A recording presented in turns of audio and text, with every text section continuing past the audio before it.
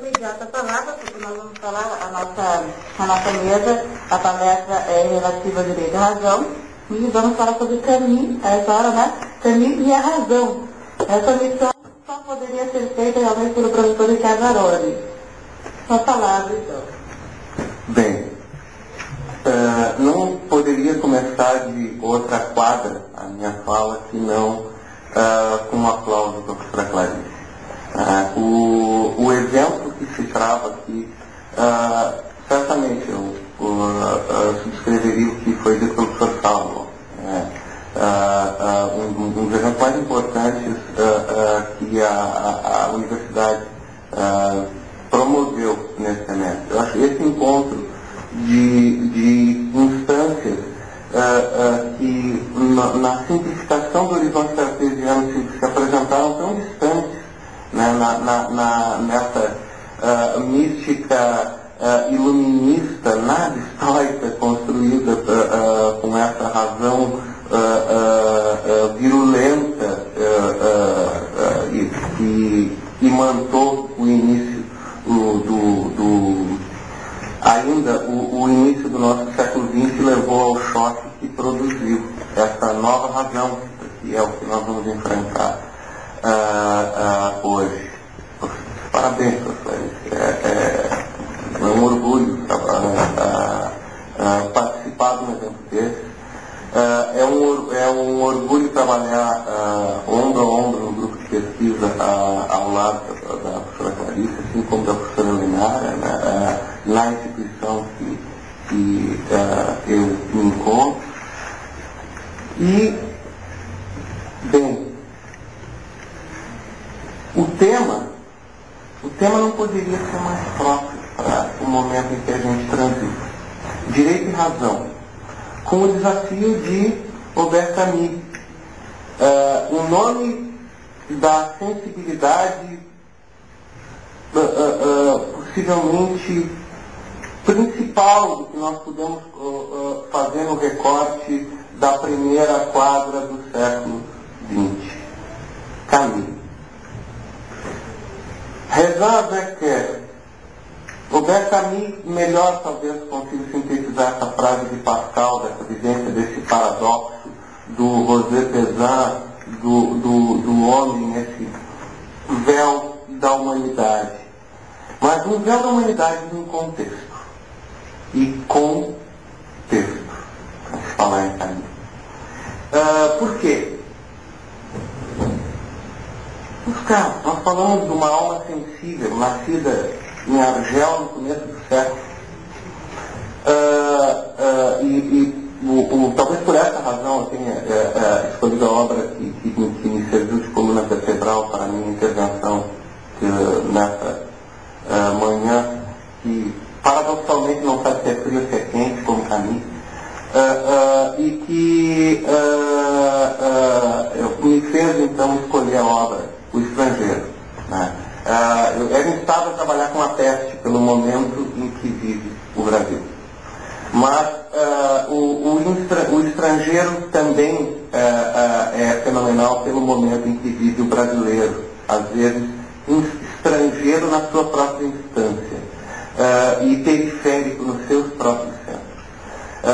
Nessa medida, o Camus se mostra um marco fundamental. E como o tempo, Cronos é um Deus cruel, tão cruel que vive no devorar seus filhos, eu me obrigo a ter que aproveitar algumas palavras que me antecederam, justamente para poder tecer o véu que nos possa encontrar um diálogo entre razão e arte.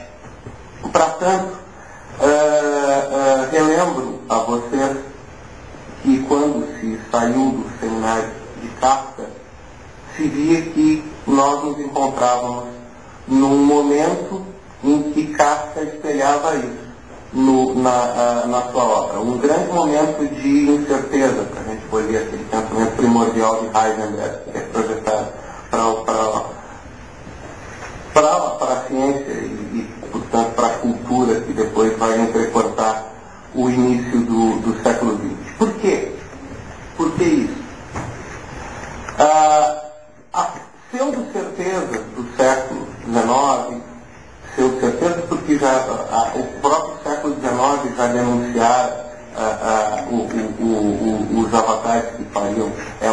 evoluir, nós vimos isso já em Freud, que vai travar esse olhar já antes da virada do século. Nós vimos em Nietzsche, como foi bem colocado pelo professor Jorge,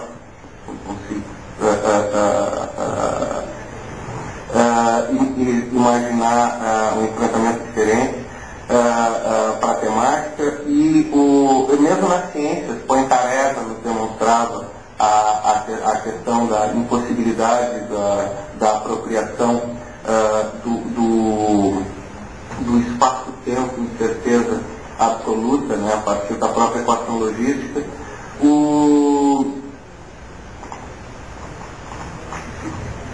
E na virada do século, nós teríamos Einstein, com as suas teorias da óptica, com a relatividade especial, com a relatividade geral, destroçando toda a visão gravitacional de Newton. Teríamos Bohr, Dirac, Heisenberg, que vão destroçar com a certeza do próprio cálculo, que também, de novo, não é novidade. Nós já vamos encontrar no século XVII, em Berkeley, algumas contradições daquilo que se poderia denunciar como um imperativo categórico na matemática, por exemplo. Lembrando que o cálculo é introduzido na matemática em Newton, né? Antes de Newton não há cálculo, né? Eu tenho Arquimedes, tenho uma geometria, mas cálculo não. E no próprio século XVII, por exemplo, para a gente citar Berkeley, nós já temos o desenho dessas contradições, que depois vão se explicitar melhor no teorema de Gödel, por exemplo. Mas, por exemplo, a questão da razão matemática coaptando uma perspectiva de um silogismo aristotélico quanto de um imperativo categórico kantiano ou iluminista, como queiram alguns. Por exemplo, Berkeley consegue destroçar isso. 13 vezes 0 é igual a 0. 5 vezes 0 é igual a 0. Então, 3 é igual a 5. Razão. Razão arbitrária, muitas vezes. É o que a gente viu, por exemplo, quando foi introduzido por Descartes, que denuncia isso nesse seu homem-máquina, nesse seu cerco coisificado, que se projeta nos seus indivíduos de não existencialidade. Muito bem trabalhado aqui. Camus não. Porque Camus não vive a mesma geração de Kafka. A geração de Kafka é a geração que vai viver justamente aquele período até a década de 30. Camus não. Camus avança até os anos 60, apesar de ser um jovem que morre aos 47 anos. Camus conviveu com Sartre.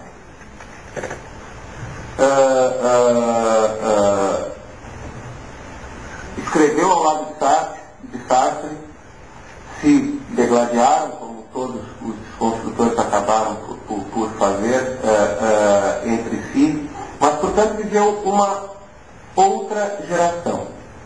A geração que efetivamente colheu os frutos dessas incertezas projetadas.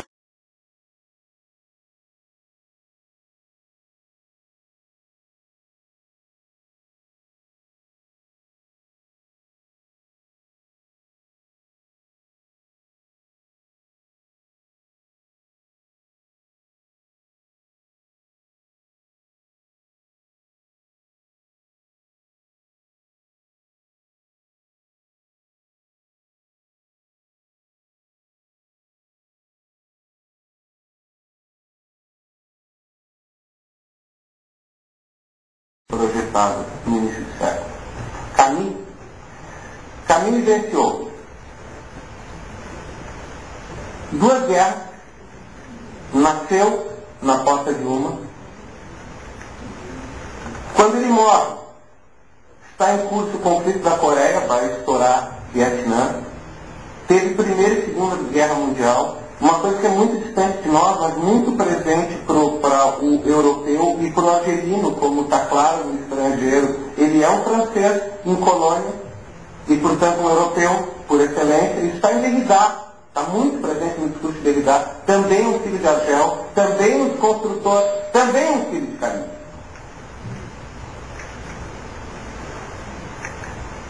Faltou dizer o que? A Guerra Civil Espanhola. Camille é da geração de Dalí. Citado diretamente pelo professor Frias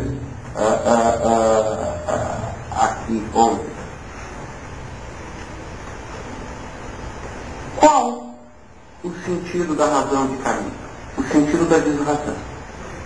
O sentido do absurdo. A razão de Camille é a razão do absurdo, a razão do não encontro, para além do desencontro.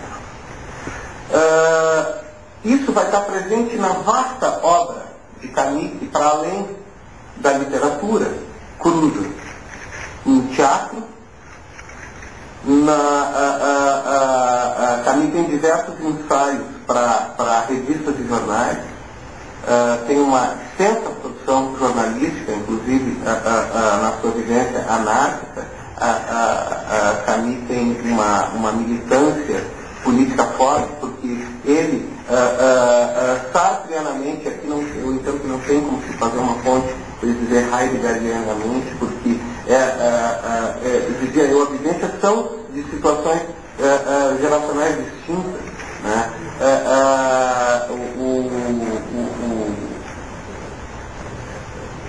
Heidegger está noutra condição. Imaginem aquele bárbaro dando aula com uma roupa de tirolesa, amante de Hannah Arendt. Engraçado, temos ontem uma citação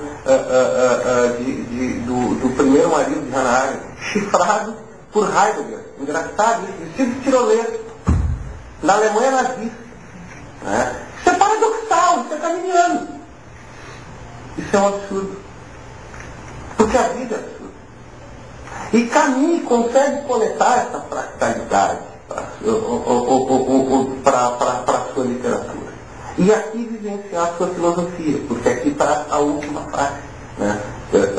Das múltiplas partes infinitas, engraçado, né? O último do infinito. Isso é paradoxal, isso é Camille, que é do filósofo. O filósofo do absurdo. Um homem que, por exemplo, no estrangeiro, vai encontrar um argelino com uma vivencialidade normal, mas com uma extrema dificuldade de compreender os seus sentimentos. E que, portanto, é fundamentalmente um sujeito que dialoga friamente com as coisas que se põem ao seu redor. Vocês tentem imaginar, portanto, um diálogo daquela que depois vai acabar até por pedir esse nosso personagem principal em casamento, mas convidando-o para ir deitar nos lençóis quentes. E ele diz, é uma boa ideia. Mas afinal de contas, nesse momento, o que eu poderia fazer de melhor? Ou esse sujeito, lá pelas tantas, a mãe morre. Uma senhora estranha, não menos estranha que o nosso personagem principal. O detalhe é que todos os personagens em Camille têm circunscrição, eles se circunscrevem no seu ambiente, se enraizam no seu ambiente. Justamente para poder gerar o absurdo.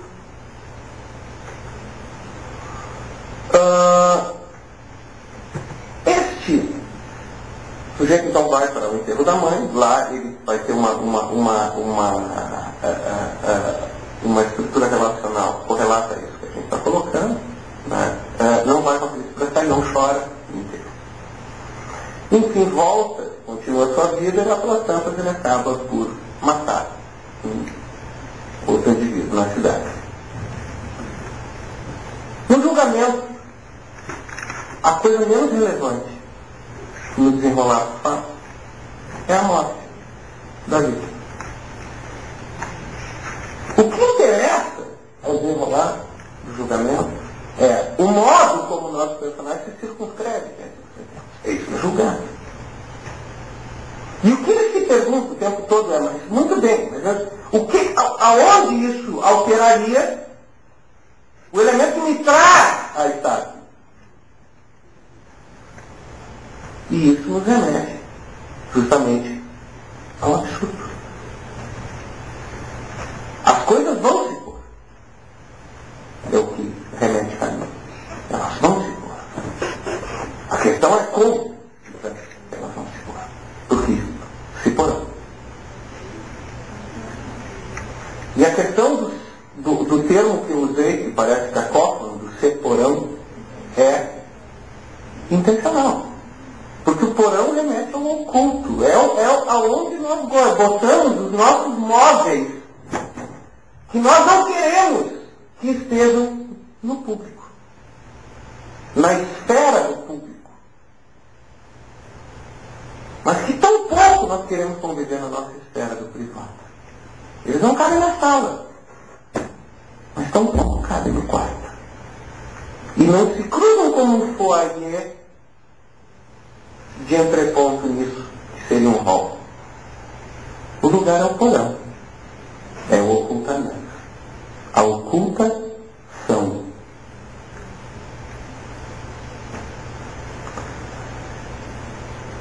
Até que a vivência coletiva dessa catarse.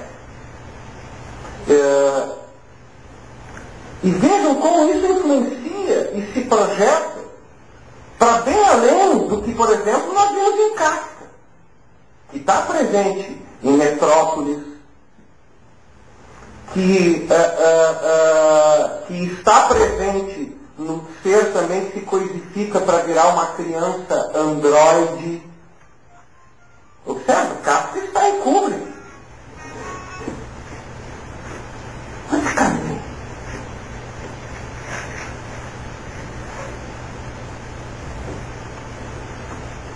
A peste.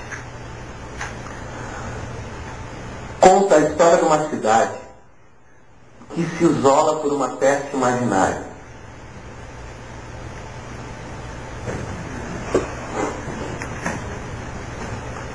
Isso não está na ficção de hoje. Isso é o hoje.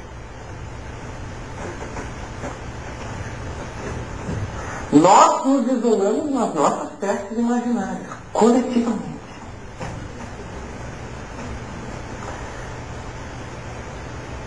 É o estrangeiro em razão coletiva, ou desrazão coletiva.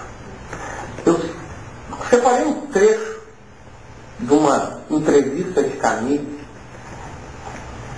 que eu achei que era importante, porque ela mostra esse olhar do estrangeiro de Camille. Diz Camille: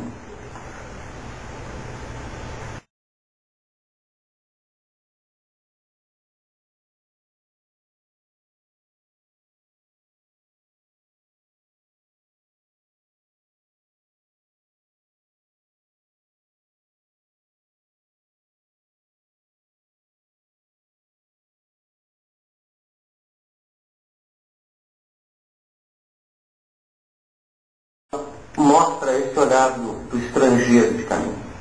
Diz Camille. Camille era neurótico, né? Como um bom francês. Mas diz Camille: sou suspeito para os nacionalistas dos dois lados. Neurótico assumido. Sou suspeito para os nacionalistas dos dois lados. Para uns, o meu erro é não ser suficientemente patriota. Para outros, eu sou patriota demais. Não é uma argélia a maneira de um dos milhares de colonos que nela habitam. Olha, o colono, ele nasceu na Argélia. Mas, será que posso amá-la de outro modo que não como um francês?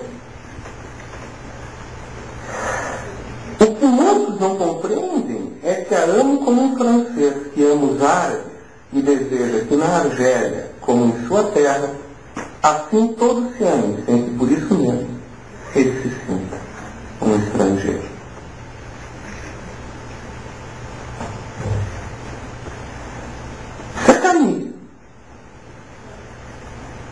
Se Camille, descemos em Dakar à noite, grandes negros, admiráveis em sua dignidade e elegância, visíveis em suas longas túnicas brancas, roupas antigas de cores vivas, cheiros de óleo, ambar e excremento, poeira e calor. Apenas algumas horas, o reencontro do cheiro da maçã com África, miséria e abandono.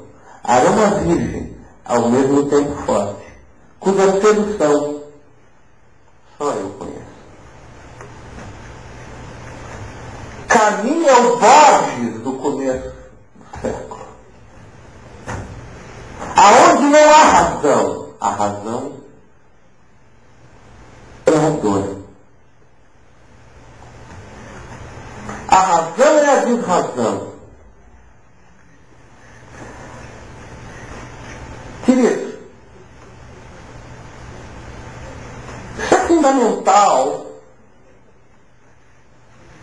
na leitura de um sujeito nascido em Mondovì, portanto, em 7 de novembro de 1913, conhece Sartre em 42, morre em 60, escreve o que eu puxei para recorte.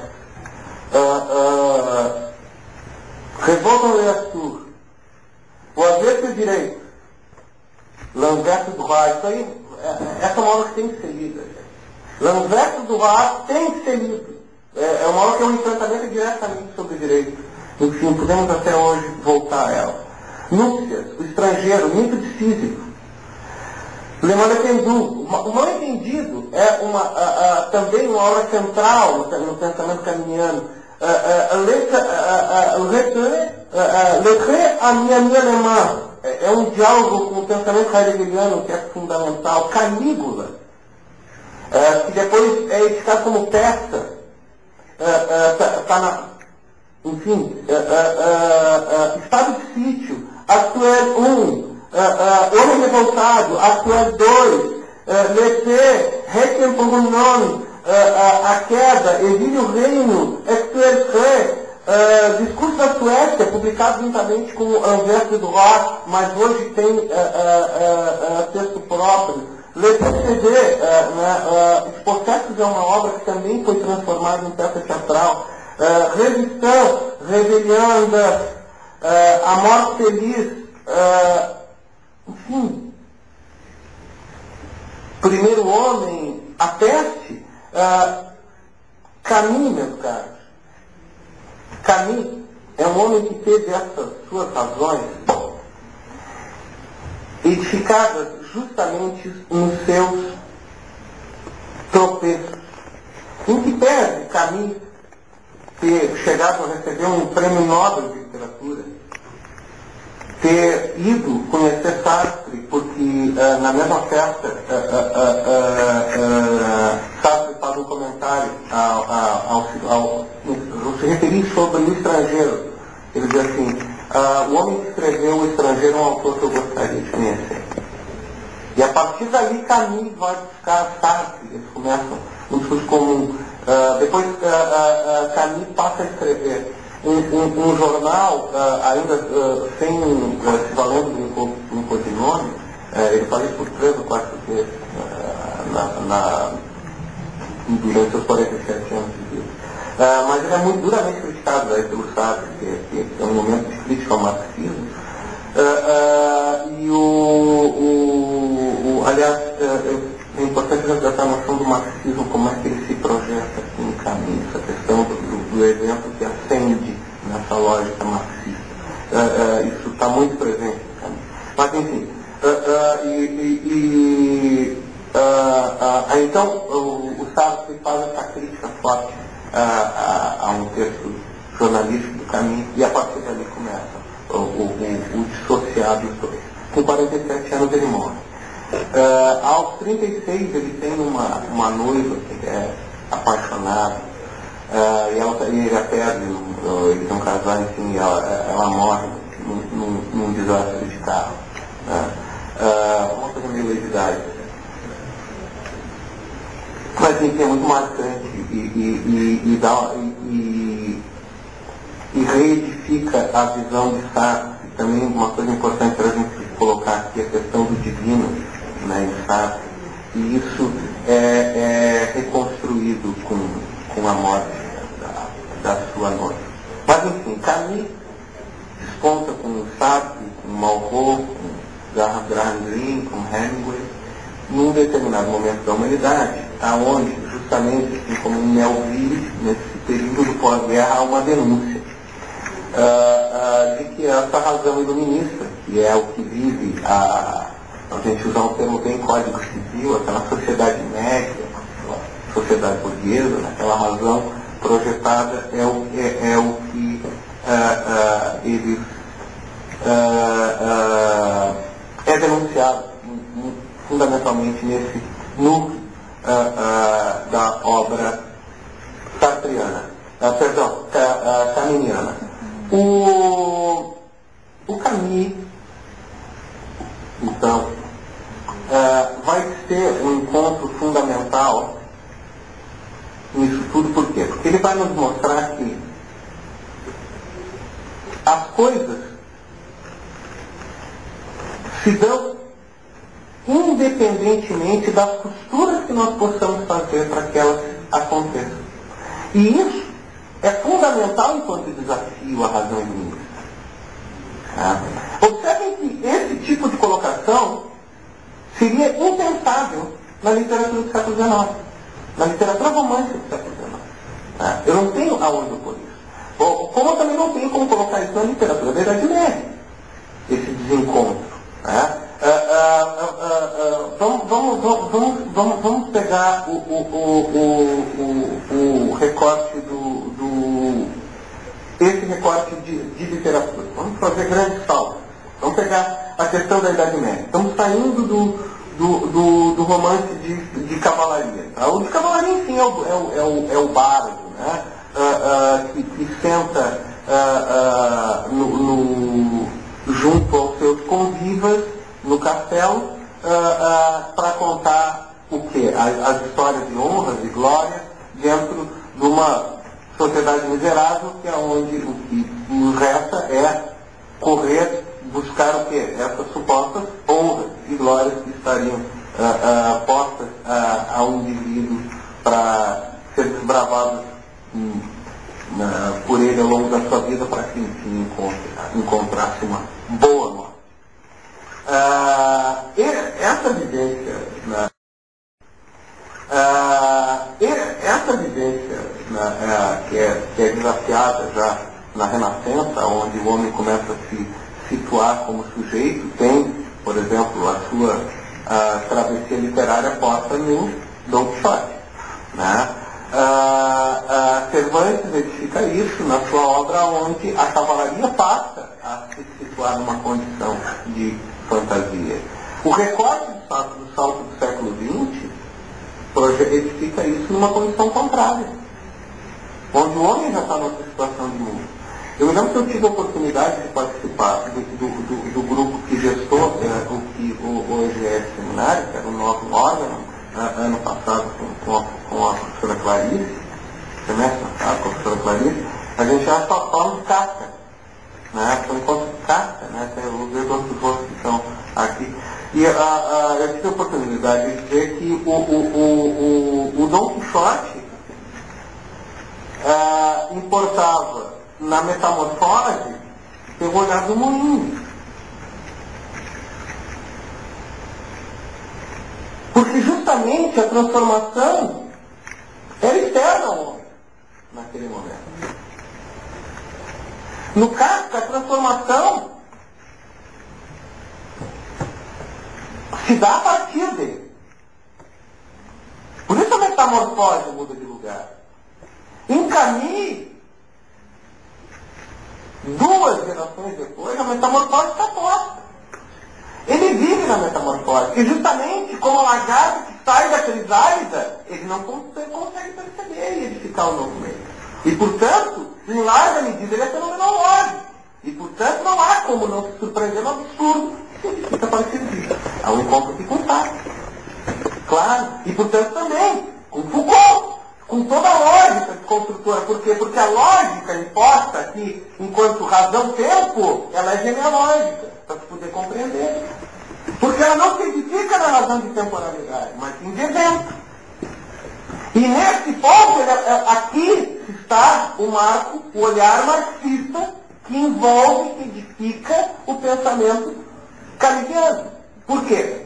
Porque simplesmente, o que está no nascimento da crítica de tempo de Marx? Que o tempo não se põe como uma sucessão de eventos. E aqui há, portanto, um recorte, falaram em Darwin, um entrecorte entre uma noção, por exemplo, entre Darwin e Marx, que é o que prepondera no olhar estrangeiro. Não é o melhor, o mais forte que vai preponderar necessariamente no evento temporal posterior. Poderá ser o mais fraco, o mais miserável, ou Pascal. O caniço pode preponderar sobre o carvalho, o bambu pode preponderar sobre o carvalho.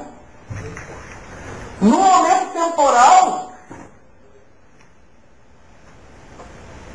indefinido, porque pode vindo antes ou estando depois. As coisas se põem.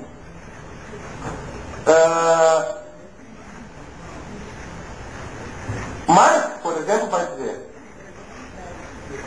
não havia uma lógica para a Revolução Francesa acontecer naquele momento. Mas simplesmente, em um dado instante, determinadas situações se encontraram e fizeram que os eventos ocorressem. Independente de qualquer lógica temporal. E isso poderia ter se dado em um momento histórico distinto da sociedade humana.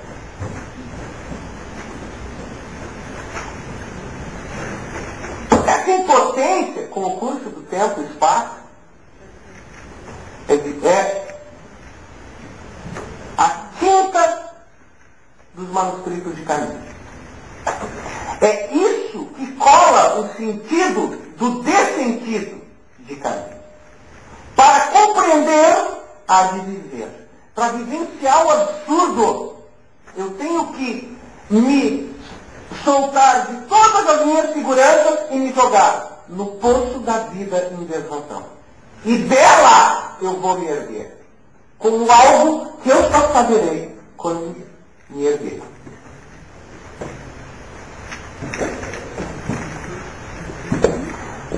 Como que essa razão dialoga com a razão contemporânea?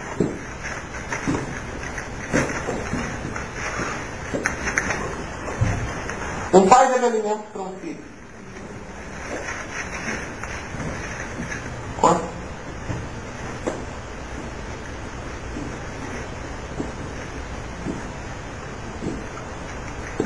Precisamos de mínimo social.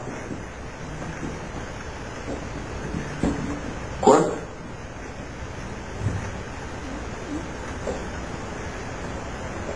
A medicina que se pratica no interior da Amazônia está em certo. 20? 21? 19? 18? Xamânica?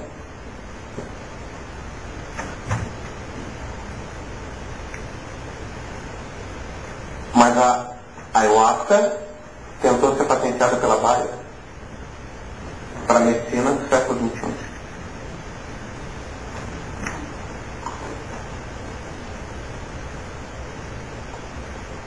Em que tempo está a medicina no Instituto Albert Einstein? No espaço que eu tiver, será que eu vou viver ao mesmo tempo? Será que se eu sofrer um mal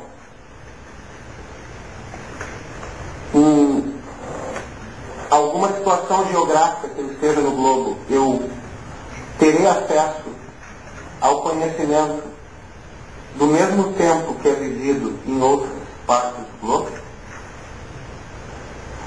Será que se eu estiver estudando Camus em Argel, na sua cidade natal, eu terei acesso a esse naipe de caldo cultural que está sendo divertido aqui nesse seminário, nesse tempo?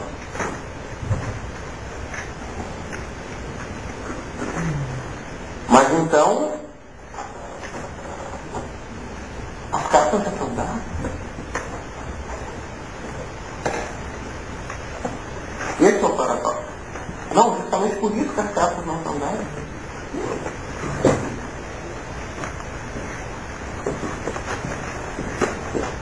O que isso tem a ver com a razão do direito? Isso tem a ver com a denúncia da fragilidade do pensamento iluminista, que já do seu débil corpo amputou a incerteza. A incerteza imanente à inerência da fragilidade humana na condição do pensamento. A imagem do tempo líquido trazida no fechamento da palavra sobre Kafka faz com que essa condição estreita da razão concreta na geração de Camus se projete para aquilo que o Sr. Zygmunt Bauer chama de sociedade. Não é mais o tempo que é líquido, o espaço é líquido, a vivência é líquida, o sexo é virtual, o ódio é virtual. Eu conheço quem eu odeio e eu posso odiar sem conhecer.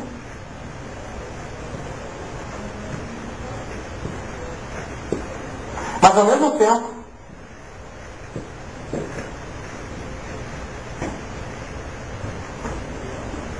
o mesmo ponto geográfico que gestou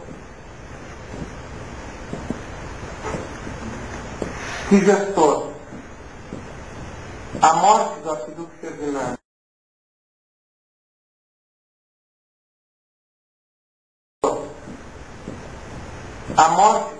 Ferdinando,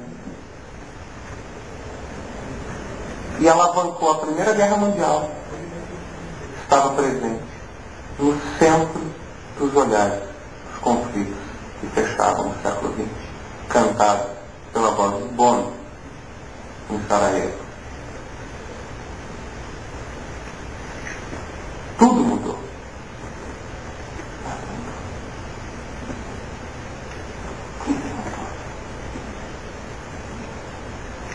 Caminho é fundamental para nós que não temos a certeza dos nossos pais. Que era a certeza do inimigo. Bem produzido no momento de desenhos onde tinha lutas pela liberdade, claro, bem e mal. Aonde está o bem e o mal hoje? Aonde está o espaço de luta? Não há luta. Somos impotentes no discurso neoliberal globalizante. Isso é caminho. É esse espaço que nós precisamos resgatar em caminho. Porque é paradoxal, no julgamento do caso Brilhante, eu pegar um torturador, botar no banco dos réus e dizer que é torturador, eu não posso. E por isso eu pude ter democracia. Qual? Quem?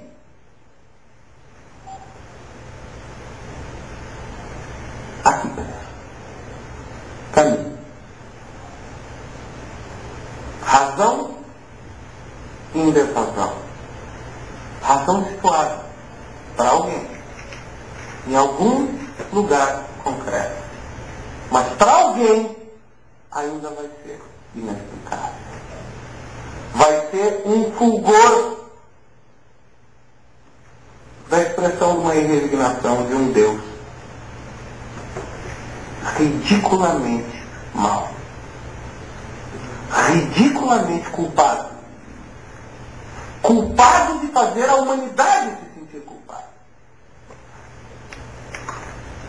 de um Deus que ri da ausência do seu desfazer, mas que ao mesmo tempo não se intimida em fazer. Camus sempre foi coerente com a sua dor. Fiel à desesperança. Fiel, portanto, à atitude. A filosofia de Camus é a filosofia da ação. As coisas vão acontecer. Não importa como. Faz. Tu vai morrer. Escolhe como tu vai morrer. Escolhe a tua escolha. Faz. Ou alguém vai escolher. E mais. Se tu escolher e tu não lutar muito pela tua escolha, poderão escolher por ti.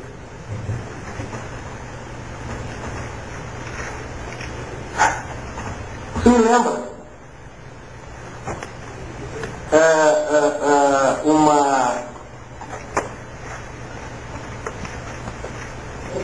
um ensinamento que é muito presente nos direitos, tanto na sua esfera teórica quanto na sua esfera prática. Porque o recorte dicotômico de Ockham é impossível, como está claramente demonstrado por Camus. E eu gostaria de encerrar a minha exposição, que é muito mais uma provocação, e não tem como não ser, falar que Camus é isso, do que um alento sobre a razão.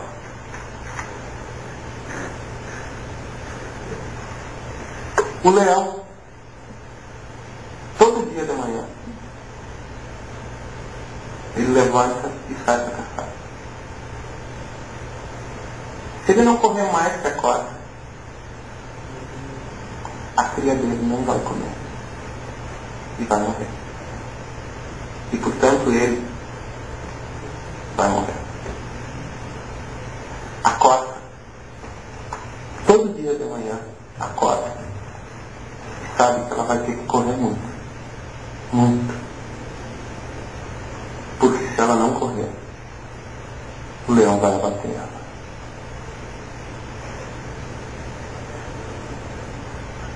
Ninguém pode escolher por nós se nós vamos ser leões ou costas. Mas eu queria encerrar dizendo uma coisa. Corram. Corram muito. Obrigado.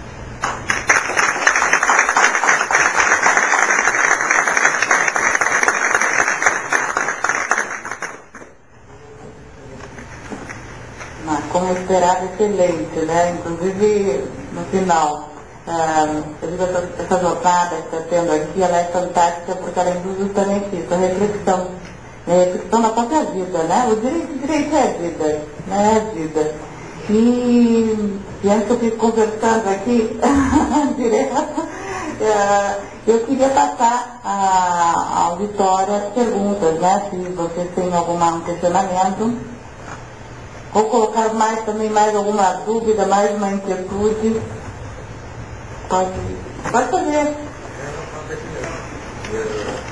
Tem uma passagem da queda do caminho, que o personagem principal, porque ele tropeça e cai. E ele sente mal porque ele cai, e está todo mundo olhando ele ali. Ele realmente fica corroendo. E aí ele diz, nesse momento, a única coisa que eu posso me apegar é aquilo que é a divindade da razão, o acaso. E aí eu ligo essa frase com aquela, o lance de dar jamais abolirá o acaso. Eu queria que você falasse um pouco sobre isso, porque razão e acaso. Que maldade, né? Me joga na dicotomia entre Einstein e Bohr. E ainda pega os dados para fazer bem isso.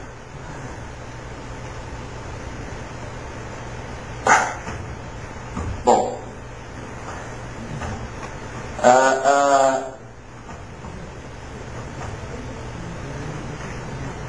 como vocês sabem, eu trabalho com teoria do caos. E quando se fala em dados e essa questão da razão, isso me lembra eu tenho que começar com a discussão entre o Einstein e o Bohr.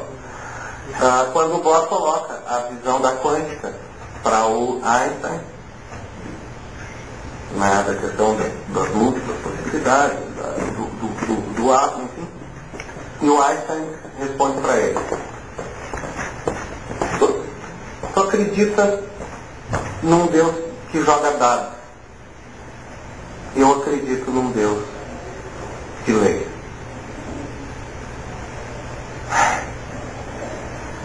Bom, a frase do Ian Stewart em resposta a isso é ótima, né?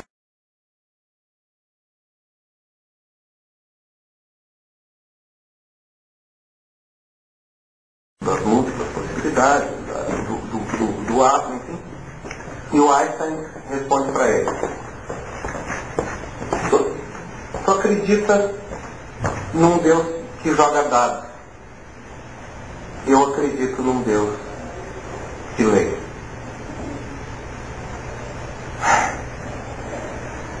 Bom, a frase do Ian Stewart em resposta a isso é ótima, né? Eu acredito sem dúvida em um Deus que joga dados, e sem dúvida ele, na condição de Deus, sabe sempre o resultado desses dados vão cair. Né? É ótimo. E isso vindo de um matemático quântico, então melhor ainda. Né? Bem, eu entendo que efetivamente a razão iluminista é absurda. Né? Não há como. Admitida ela, as suas premissas como verdadeiras, né? Que não são, mas admitidas como sendo, ainda assim nos faltaria o espaço de dominar todas as condições iniciais dos eventos que vão produzir o amanhã. Bem, isso importa o quê? É uma coisa interessante. Nós temos um acesso epistêmico ao passado, mas você não tem um acesso epistemológico ao futuro. Prigogine. Bem, mas Prigogine com Varela, né? Porque é fácil de falar isso na química. É difícil de falar isso em acesso epistemológico. Porque daí o tempo começa a passar a ser uma vertente muito mais caótica. E muito mais independente da condição do evento. Bom,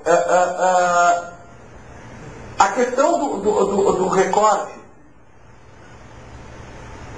portanto, deixa eu retornar para as condições iniciais. São tantas complexidades que a gente vai abrindo um naipe isso aí que não vamos concluir nunca. Mas, por exemplo, vamos pegar as condições iniciais. Vamos supor que isso aqui fosse uma xícara de café. Eu não tenho como dizer em quanto tempo ela vai estar fria.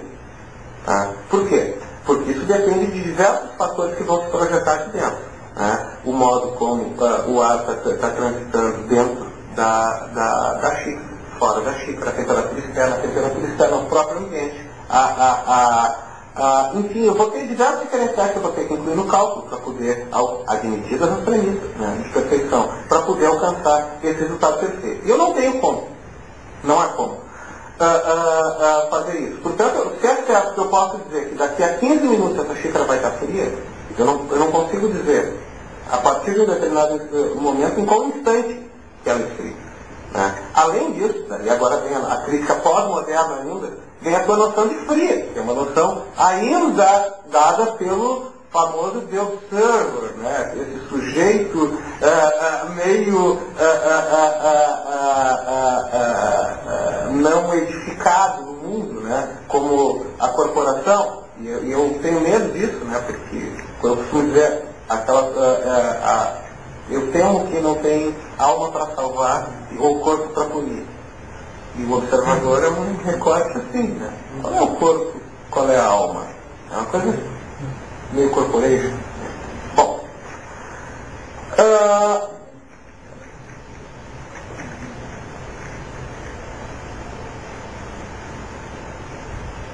fruto dessas condições iniciais que vão sempre alimentar sistemas, como é o caso do direito, que são sistemas dinâmicos, que não tem como ter previsibilidade, a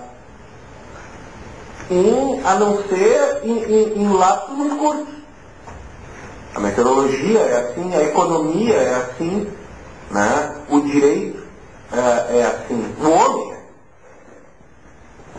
é. Isso, portanto, obedece à lógica cartesiana, né? Aonde vai me dizer o seguinte: olha, eu posso ter uma vida toda bonzinho, né? Ser o bom burguês, viver os 4 personagens do Código Civil, o marido, o contratante, o proprietário, o testador, né? Dentro dos moldes daquele código, e ainda assim ser sacaneado pelo mundo. O que Camus diz é isso. Tu pode se projetar para a ausência, em qualquer momento. Né? Ou seja, por melhor que tu andes, tu é passível de ter a queda. E aí importa muito mais no como tu cai, porque cair tu vai. É aí o que ele diz: eu me abraço na razão. E qual é a razão agora? É rir. É reconhecer que cair. É o fenomenológico, é uma razão de estar. Por um acaso tu pega a queda, né? Está bem no encontro dele, sabe? Bom, não sei se consegui responder aquilo que não se põe a resposta, né? Mais alguma pergunta? Pode falar. Em relação a isso, três coisas que me marcaram bastante em estou pensando, mas eu posso ter falando bastante sobre Deus, e é uma frase que eu gosto muito, que é: não é exatamente essas mesmas palavras, mas ele fala que ou Deus é todo poderoso e nós não somos responsáveis por o que fazemos, ou nós somos responsáveis por o que fazemos e Deus não é todo poderoso. É interessante, né? Terra na área, né? De novo, né? É o tomar consciência da inutilidade de tanto sofrimento para descobrir o absurdo da condição humana. Isso é caminho na área. Um encontro entre gerações, é óbvio. E isso está no meio dos cívicos, mais ainda no homem revoltado, né? O valor precede a ação. Vai acontecer. Portanto, né, a coisa se põe como tu vê. No teatro, Calígula ele faz isso também. E aí vai. Bom, deixa eu cheguei a fazer 2 recortes em cima disso que está colocando aqui. Primeira coisa, ligando o que tu falou, a questão da razão. Né? Camus vai recusar essa ideia de Deus. Por quê? Porque Deus, ele não se faz presente na realidade sensível. Como assim? Como assim? Quando eu mais preciso dele, ele não está. Né? Então, isso é olhar para Kant, dar uma risada e abraçar um empirismo do Bacon. Para dar uma risada trágica em algo místico. Se Deus permite tudo, ele é responsável por tudo. Portanto, é uma divindade cruel e caprichosa. Eu estou citando. Isso é ele em Calígula. Né? Bem, então no fundo, o absurdo é a perda. Mas o homem vem ao mundo para viver a perda. está na alma de Camille. Então, portanto, tudo é vão. Tudo é vão. E no fundo tu tem aquela crítica marxista da propriedade à razão, e a propriedade à razão. Isso está presente nas obras. É o carro do estrangeiro, né? É a cidade na peste, é o Estado no Calígula, né? A mãe, né, que transita no mito de Sísifo, né, como algo indene ali. Então, o que é importante pegar no mito? A morte da noiva dele. Nesse momento, aqui está o mito de Sísifo. Eu transito do homem que vive o absurdo para o homem que vive a revolta. Né? Agora, não me basta, como no estrangeiro, viver o absurdo. Eu tenho que me revoltar contra o absurdo. E aí eu vivo. Porque viver é a perda. E, portanto, o tempo de Camille é o tempo da perda. Interessante, né? Em larga medida, o tempo do vazio é o quanto mais tu tira, maior fica, né? Então, entra de novo no paradoxo Pascal, né? De novo, questão do dono do...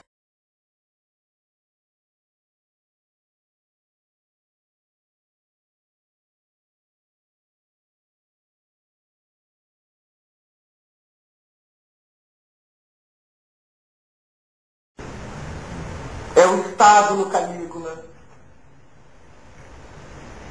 né? A mãe, né, que transita no mito de Sísifo,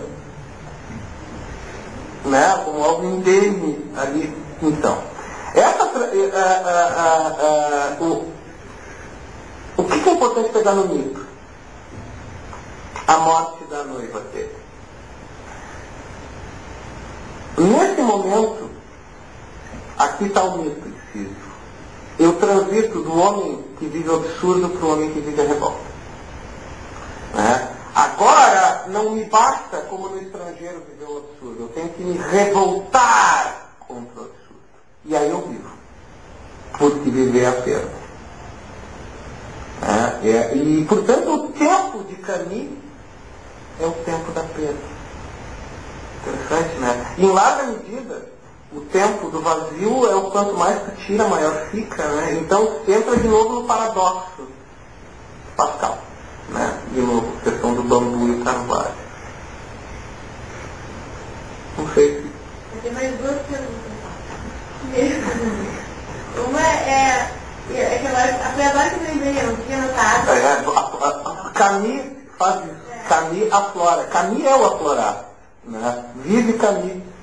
Ele fala assim, que o homem todo dia levanta, acorda, levanta, vai trabalhar, volta pra casa. Acorda, levanta. O homem todo dia reproduz suas realidades. Volta pra casa. Aí um dia ele pergunta, por quê? E aí há duas saídas. Ou ele se revolta, ou ele se mata. Isso, enfim, eu acho que eu não sei. Justamente quando tu te dá conta do absurdo, que é tu que constrói teu dia, contra o que tu te revolta, tu já te revoltou. Ou o valor vem antes de novo, né? E isso é cíclico em Camille. É fantástico, muito bom. E mais uma coisa, que é no Começar da Conquista, dele, em que ele fala do Dom Juan. Que Dom Juan, a minha pergunta no caso, que ele fala que a razão é a dor. Ele ganha pra perder. E aí ele fala assim, que o Dom Juan, ele realmente se apaixona por todas.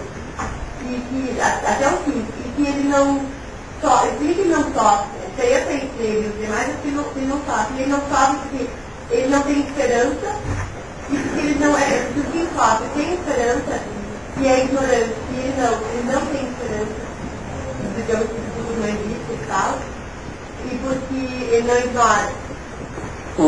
Observa um detalhe, no Dom Juan tem a vivência dos dois condicionais. Elas vivem o absurdo e ele vive o revoltado. Né? E ele toma para perder. E elas somente conseguem se situar dentro disso, se ela vive a paixão e se revolta da paixão. E daí quem sai é ela. Né? E aí ele tem a perda. Outro detalhe, do Dom Juan, a questão do evento e o tempo. O tempo é o evento. E, portanto, o evento são elas. Ele precisa delas para ter o tempo.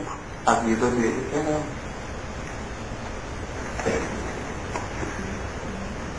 Bom. Mais alguma pergunta?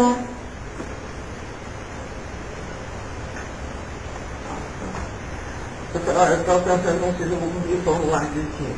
Eu não sei se eu vou conseguir formular as respostas para vocês, então está tudo bem. Da incerteza, assim, a incerteza do caminho, eu não sei se ele fica incompreensível como uma coisa por indeterminação, assim, que seria pensando em caos. Tudo acontece ao mesmo tempo e uma se concretiza, ou é por indefinição? Não, por indeterminação no sentido do Heisenberg. Efetivamente, por mais sólido que eu construa o meu amanhã, ele pode se desvanecer. E o que me cabe à luz disso? Me revoltar. Porque a culpa é de Deus. Porque aí tu entra no homem revoltado. Porque ele fez. E ele não fez. Era a lógica iluminista. Mas vem cá, não era assim, os eventos não se sucediam? Não era Newton? Então, Camus é algo do gênero seguinte. A lógica do absurdo eu estou na fila, e meu lugar nunca chega. Mas chega num ponto do caminho que ele vai dizer o seguinte, tudo bem, mas vai chegar num momento que tu vai ser o primeiro da fila. Nessa hora muda a regra. A regra passa a ser, agora o primeiro vai para o segundo lugar. Isso é caminho. E isso, em larga medida, é indeterminação e caos. Porque é certeza. Qual certeza? Do absurdo. Então, por isso que ele diz, te revolta. Rompe. E por isso que ele te faz a ação. Tu tem que ter ação. E isso é quântico. Né? O observador sou eu. Né? Eu faço, eu traço. Eu digo onde está a bola na quadra de basquete.